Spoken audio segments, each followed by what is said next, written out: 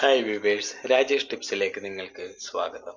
ഇന്നത്തെ വീഡിയോയിൽ ഞാൻ പറയുന്നത് നമ്മുടെ ഗുരുവായൂരിൽ കൃഷ്ണൻ വിഗ്രഹം വരച്ച് പ്രസിദ്ധി ആർജിച്ച ജസ്ന സലീമിനെ കുറിച്ചാണ്. ഇവരിപ്പോൾ വളരെയധികം സർക്കാർ നടപടി നേരിട്ടുകൊണ്ടിരിക്കുകയാണ്. കോഴിക്കോട് കൃഷ്ണ വിഗ്രഹം വരച്ചതിന്റെ പേരിൽ സൈബർ ആക്രമണത്തിനിരയായ ജസ്ന സലീം ആത്മഹത്യ ശ്രമം നടത്തി. ജസ്നയെ ഗുരുതരാവസ്ഥയിൽ കോഴിക്കോട് അത്തോളി മലബാർ മെഡിക്കൽ കോളേജ് ആശുപത്രിയിൽ പ്രവേശിപ്പിച്ചു.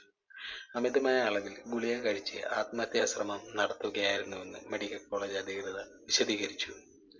ഇൻസ്റ്റഗ്രാമിൽ താൻ ആത്മഹത്യ ചെയ്യുന്നുവെന്ന വീഡിയോ പങ്കുവച്ചതിന് ശേഷമാണ് ജസ്ന ആത്മഹത്യയ്ക്ക് ശ്രമിച്ചത്.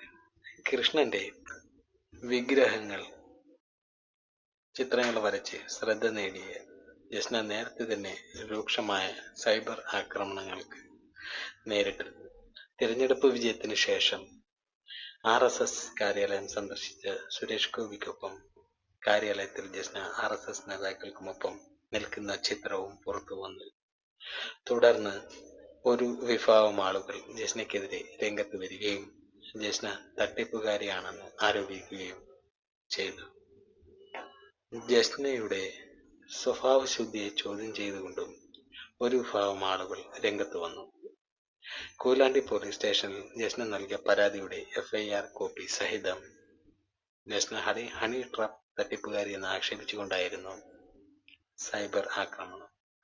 ഇതിന് വിശദീകരണവുമായി ജസ്ന രംഗത്ത് വന്നു. താൻ കൃഷ്ണ ഭക്തയാണെന്നും സ്വഭാവദൂഷ്യം ആരോപിക്കുന്നത് ആസൂത്രിതമാണെന്നും ആക്രമണത്തിന്റെ ഭാഗമാണെന്നും ജസ്ന മാധ്യമങ്ങളോട് വിശദീകരിച്ചു. വിവാദം ശക്തമാകുന്നതിനിടയിലാണ് ആത്മഹത്യാ വീഡിയോ പങ്കിട്ടുകൊണ്ട് ജസ്ന ആത്മഹത്യാ ശ്രമം നടത്തിയതെന്നാണ് പറയപ്പെടുന്നത്. ഇതുപോലെയുള്ള വീഡിയോകൾ കിട്ടാൻ ചാനൽ ലൈക്ക് സബ്സ്ക്രൈബ് ചെയ്യുക. അതുപോലെ ബെല്ലൈക്കൺ പ്രസ് ചെയ്യുക.